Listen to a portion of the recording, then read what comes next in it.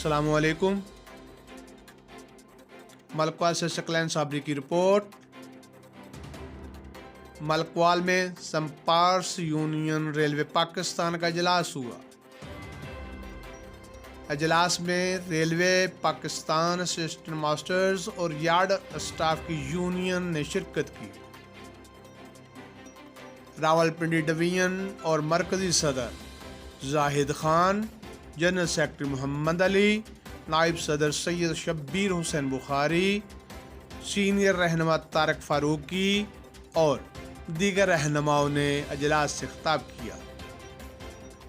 Station masters के scale पर अमल दरामद कराने के लिए लाहे अमल तैयार करना और इस बात की तायद की मरकजी फाइनेंस डिवीजन से रुके गए अपने केस को हल कराने के लिए किसी कुर्बानी से दरेग नहीं किया जाएगा। हाज़रीन इजलास ने